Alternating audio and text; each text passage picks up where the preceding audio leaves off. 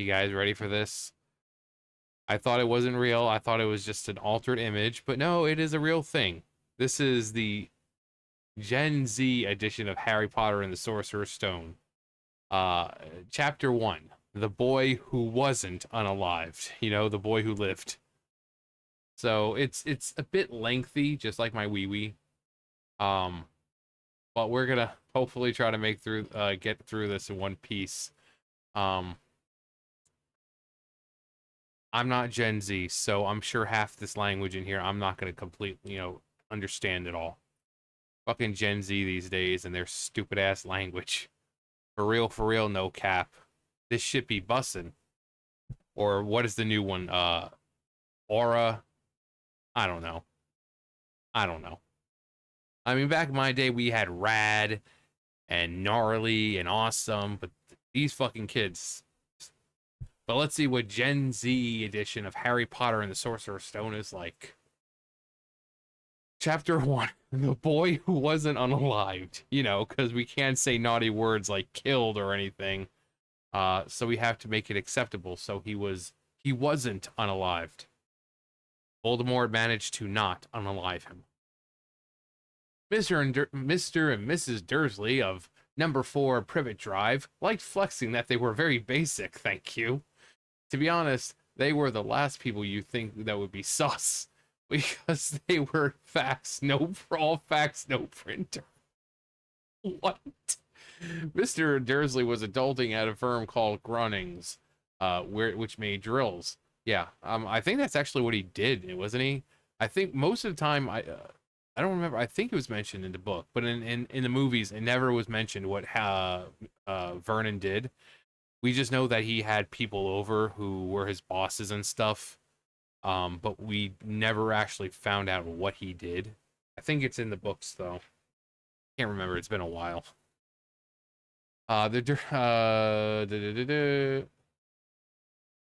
Which made drills. He was dummy thick with 3 C's. He was a dummy thick with 3 C's, man, with hardly any neck. Although he had an absolute unit of a mustache. It's true, he did. Mrs. Dursley was a total Karen with zero chill, had hella neck, which came very useful when she was stalking her neighbors and not minding her business. Dursley's had a future until of a son named Dudley, who they thought was the main character. The, the Dursleys were mostly thriving, but they also had low-key tea, which didn't pass the vibe check, and their greatest fear was to get called out and canceled. They were bossing too close to the sun and didn't think their clout could bounce back if their fam, the Potters, were revealed. MILF Lily Potter and Mr. Dursley sis, but Mrs. D had gone ghost. In real life, no cap.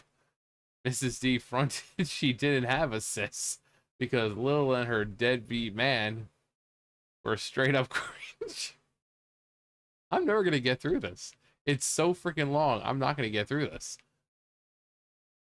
If the neighbor, if the neighbors ever peep the Potters, it's like a big yikes. Low key, the Dursleys knew the Potters had their own crotch goblin too, but they never peeped.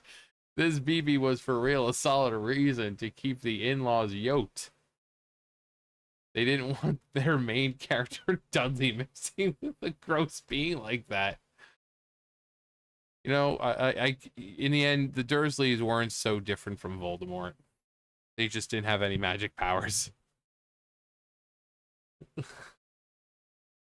When Mr. and Mrs. Dursley woke up on the dole, Gray, fight me. Tuesday, our lure opens. The cloudy overlay didn't vibe the strange and mysterious things would be happening all over the country.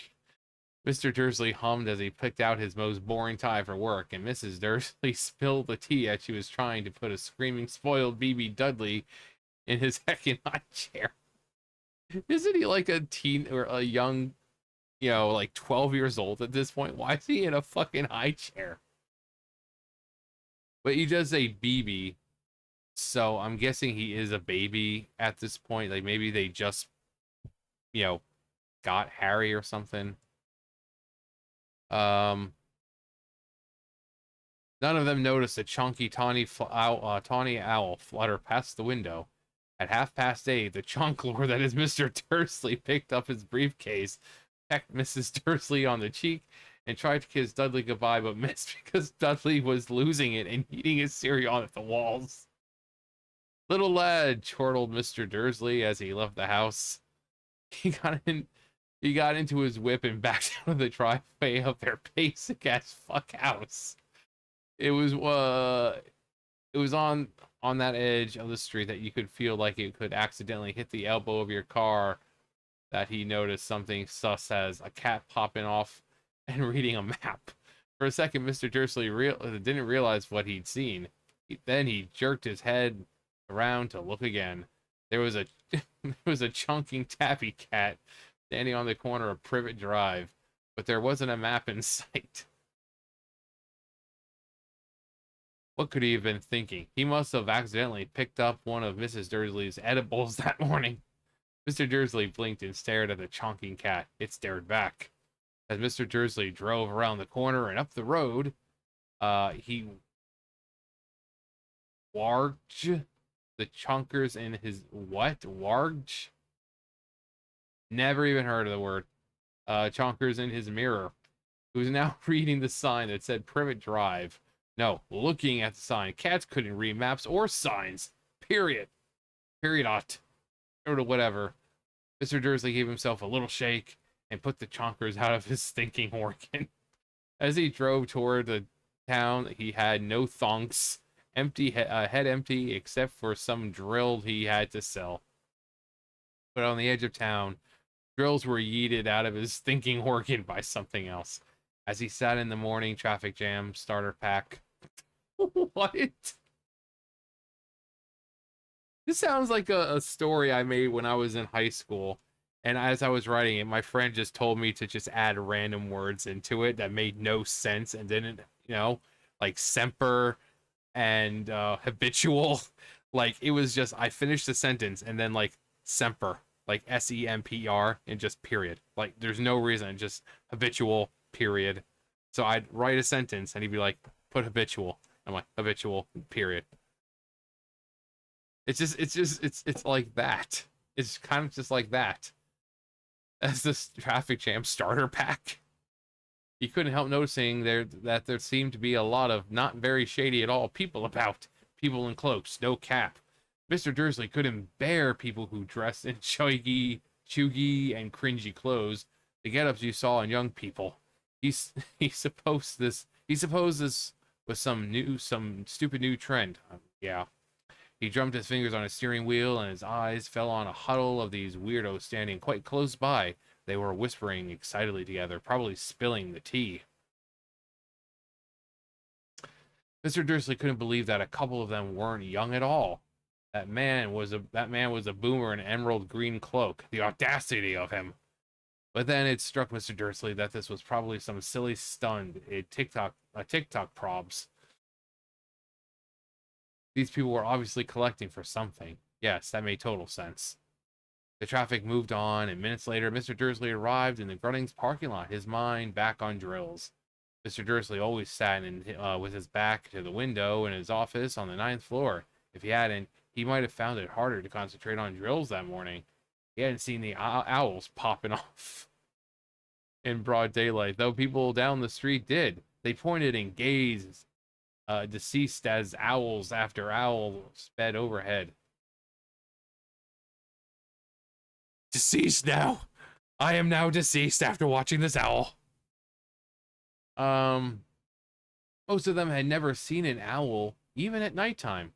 That's true. You hear them, but you never see them. Yes, you hear them, but you never see them. You go outside in the morning and you hear them hooting and hollering out there, and you never see them. They're always nearby, but always out of sight. Reminds me of a time I was with my good friend Orville.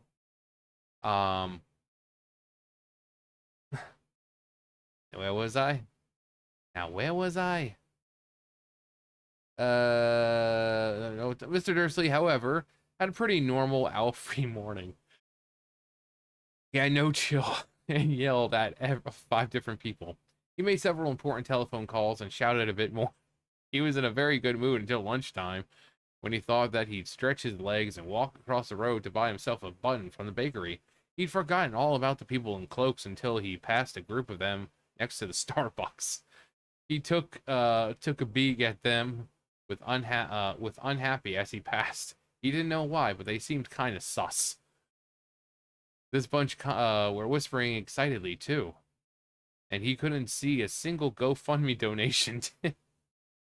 It was on his way back past them, clutching a large donut in a bag, that he caught a few words that they were saying. The Potters, that's right, that's what I heard. Bet their boy, Harry. Their boy. This peace is what all true warriors strive for. Mr. Hang on. I just wonder what Voldemort's up to. I had to let Potato Chan out.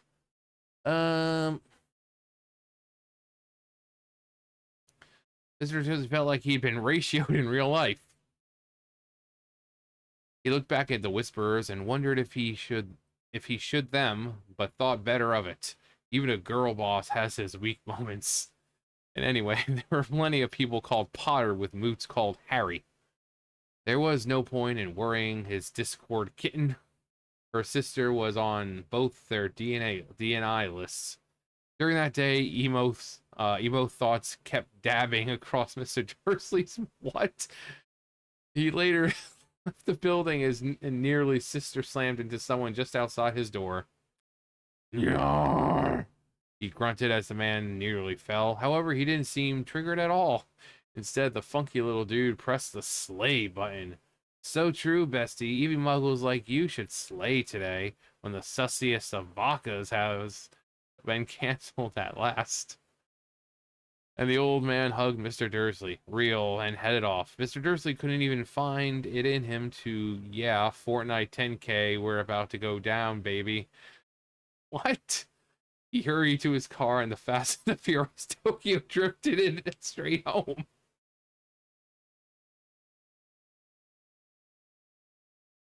What the fuck is this shit? Like, is this something that someone actually wrote? Is this AI bullshit? Which, don't get me wrong, the Harry Potter and the mirror, what it looked like, would appear to be a large pile of ash. Yeah, I think that's what it was called, right? Harry Potter and what appeared to be a large pile of ash. Yeah, that was AI. That was amazing. That was amazing. So, I would love to see this written in AI, but because I think it'd be better.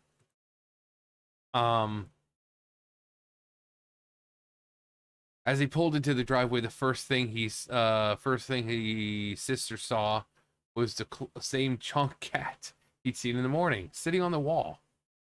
Sitting on the wall. POV, you're on my DNI list. Mr. Dursley spat at the cat as he walked inside. His girly pop day was swag as fuck. Dudley had learned to say "nyar," just like his bestie, cooed Mr. Just like his bestie, cooed Mrs. Dursley. When his fave oomph was finally went AFK, Mr. Dursley went to the living room to watch some news. Last thing, birders everywhere are fighting for their lives right now. Them hooters hunted night and avoid sunlight like nerds. But for some reason, they've been invading our skies since sunrise. The science isn't sciencing. The newscaster smirked. Weird as fuck, bro. Now, Jim McGuffin. What that weather do, boy? Any more owl showers tonight? Say less, Ted, said the weatherman. To be honest, I don't know. But the burbs aren't the only weird mullet daddies today. Viewers are far apart as Kent, Yorkshire, and Dundee have been tweeting that instead of rain I promised yesterday, the sky is having shooting stars. Maybe they're celebrating bonfire night early. It will actually rain tonight, though. But it's about to be rain in hands if motherfuckers don't stop calling about these damn birds.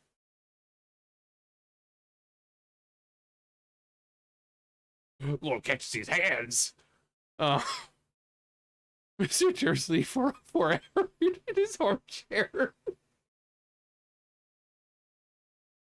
shooting stars, owls waking up and choosing violence. Sus boomers dressed in their outfits and spilling tea about the Potters. Mr. Dursley came into the living room carrying 2 cups of tea. It was no good. He had something to say. He had to say something to her. He cleared his throat nervously. Petunia, my cotton swab. You haven't heard from your sis of late, maybe? As he expected, Mrs. Dursley looked at him. Looked like she had ate a lemon. After all, they ghosted her sis. Nope, she said sharply. Why? Cringy crap on the news, Mr. Dursley mumbled. Owls shooting stars, and there was a lot of edgelords in town today. And, snapped Mrs. Dursley, well, I just thought maybe it was something to do with, her crew. Mrs. Dursley sipped her tea through pursed lips. Mr. Dursley wondered whether he dared to tell her that he'd heard the name Potter. He decided he didn't dare. Instead, he said as casually as he could, "They're crotch goblin. He'd be about Dudley's age now, wouldn't he?" Probs, huffed Mrs. Dursley. What's his name again? Howard, isn't it? Harry. Nasty, cringy name, if you ask me. Oh yeah, Mr. Dursley. Oh yeah, Mr. Dursley felt punched. Legit.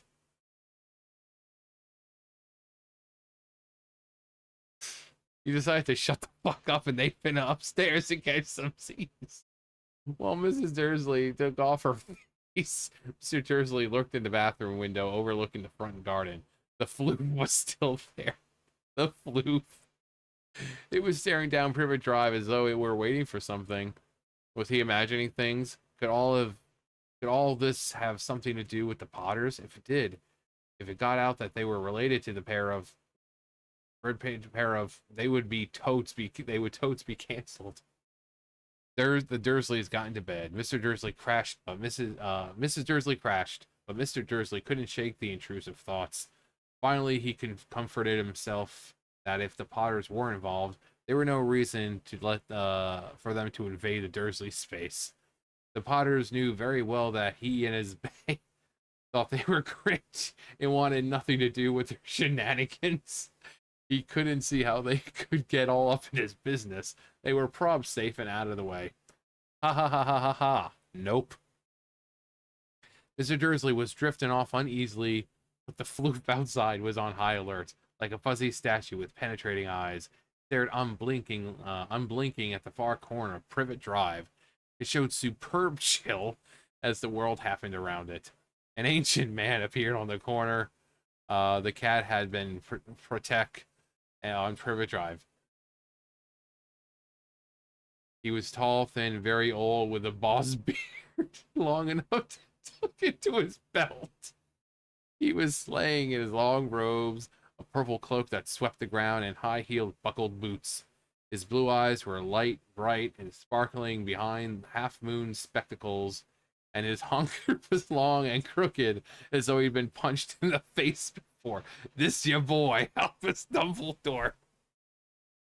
My boy. Albus Dumbledore was super chill about the fact that he wasn't wanted on the street. He was super busy doing a self-body cavity search until he felt the gaze of the Cato. He chuckled and muttered, I should have known. He found his query, a silver cigarette lighter, flicked it open and clicked it. Ripped near a street lamp.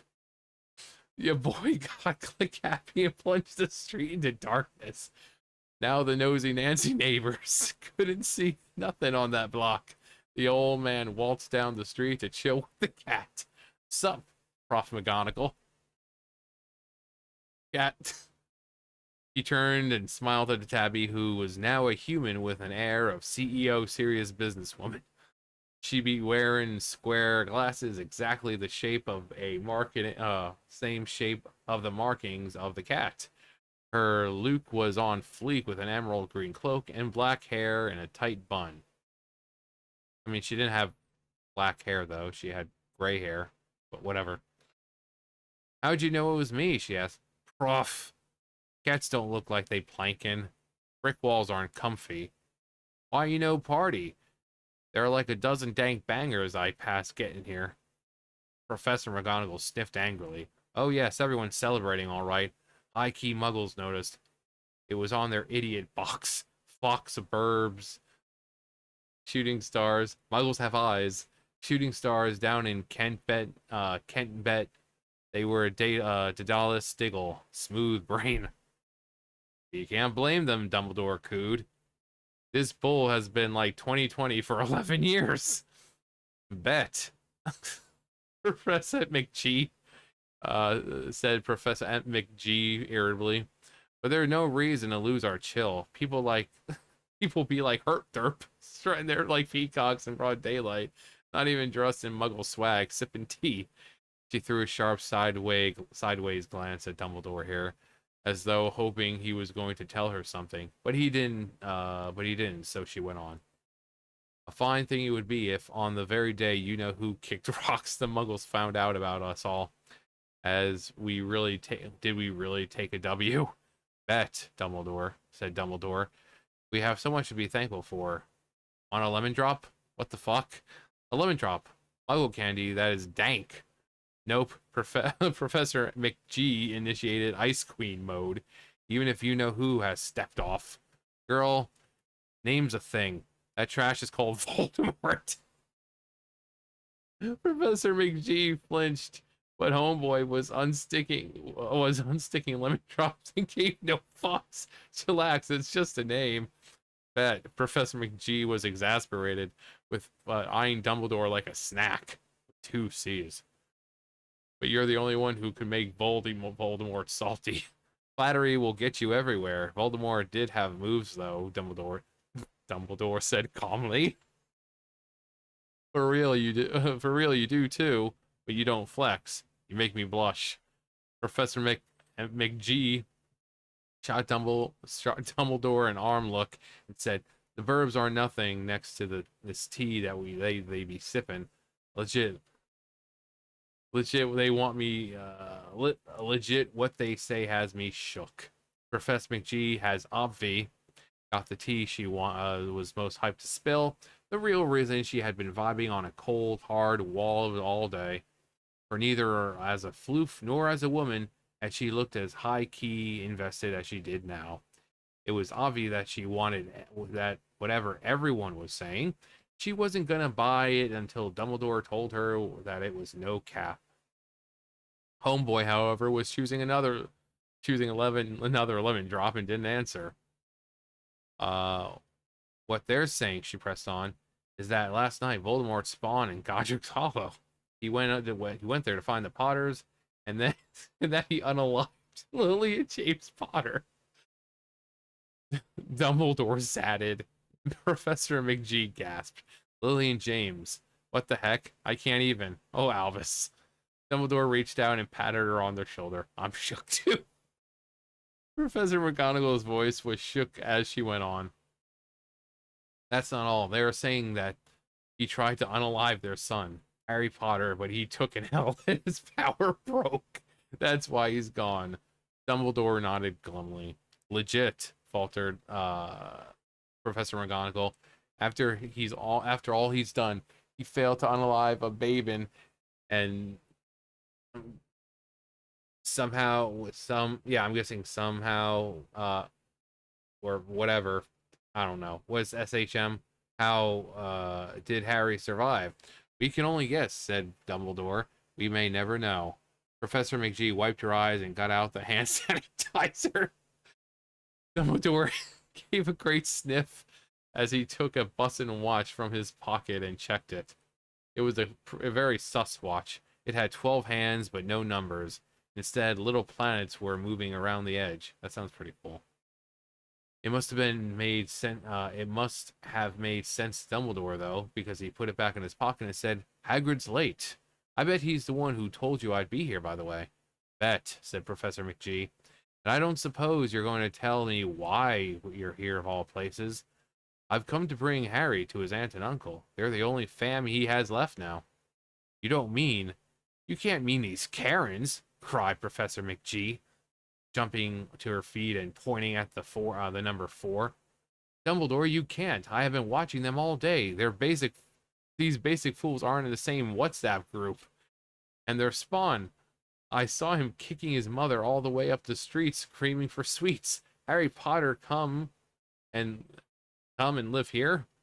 Cope. It's the best place for him, said Dumbledore firmly. His aunt and uncle will be able to explain everything to him when he's older. I've written them a letter. A letter? Repeated Professor McGee, faintly, sitting down on the wall. For real, Dumbledore. You think you can explain all this in a letter? These people will never understand him. He'll be famous, legendary. I wouldn't be shook if today was known as Harry Potter Day in the future. There will be books written about Harry. Every child in our world will know, or 8 movies. Every child in our world will know his name. Bet, said Dumbledore, looking super serious through his specs.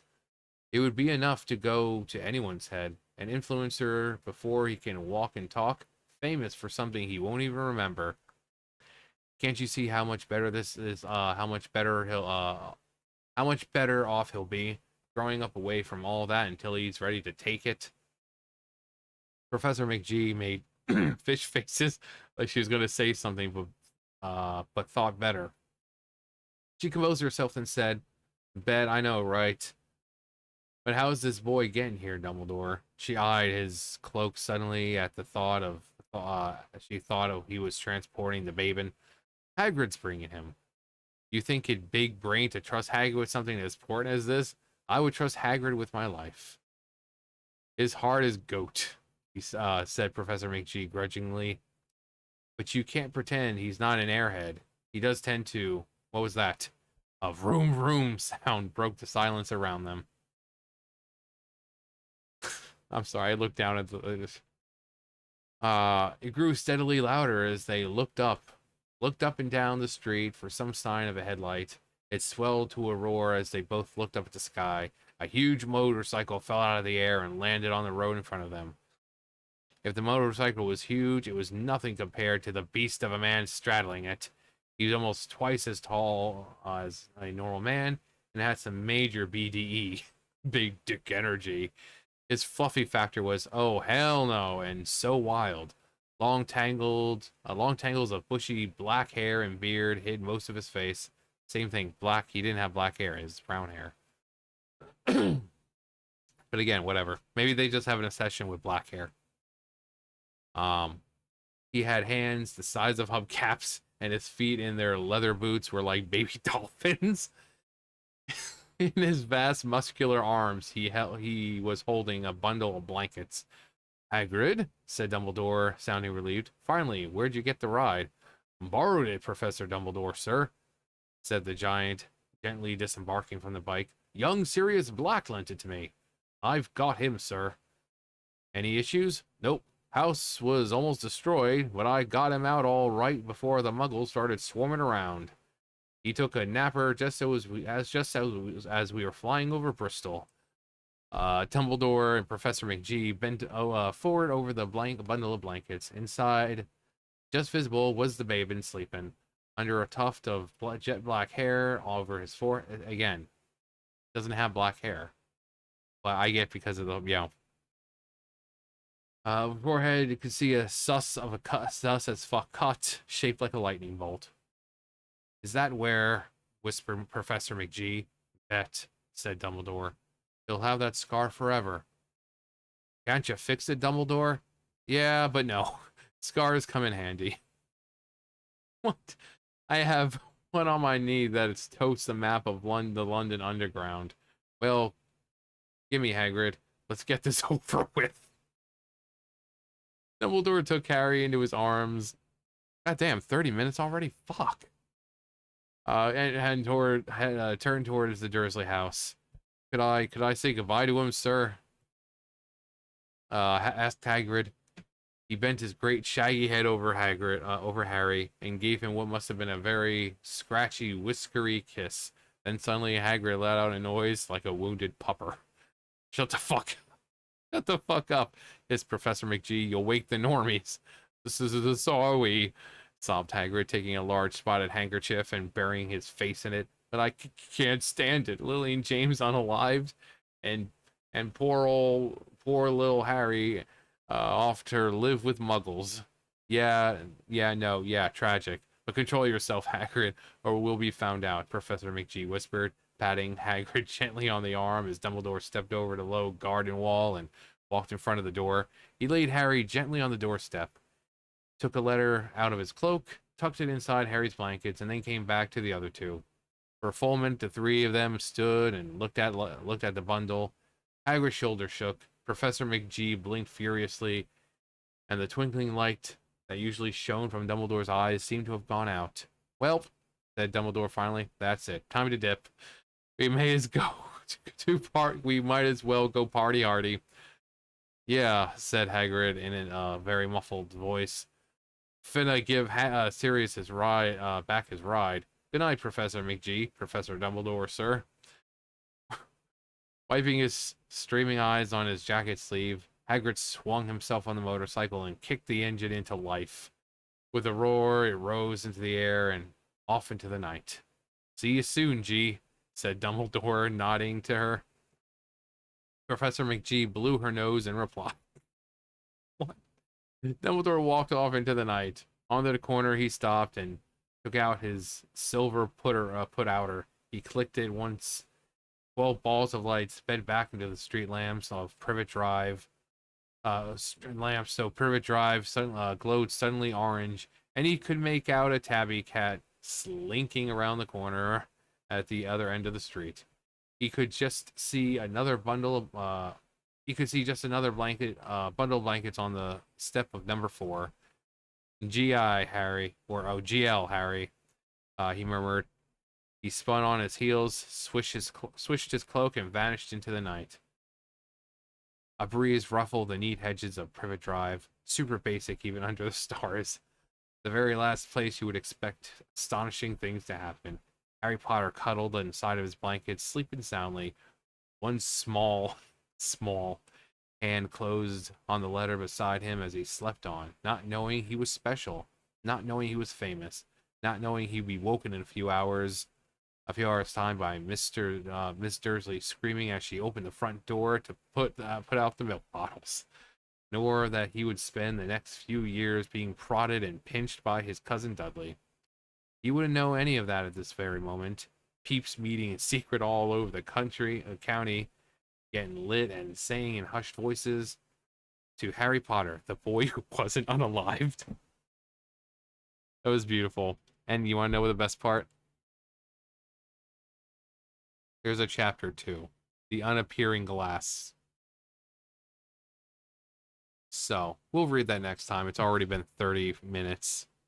So, and for me, it's late, kind of. It's 12 o'clock in the morning. So, yeah, that was fun. Yeah, I'm definitely going to read the next part. But anyway, that's going to do it for me. You guys know the drill. I'll see you guys later. Bye, guys.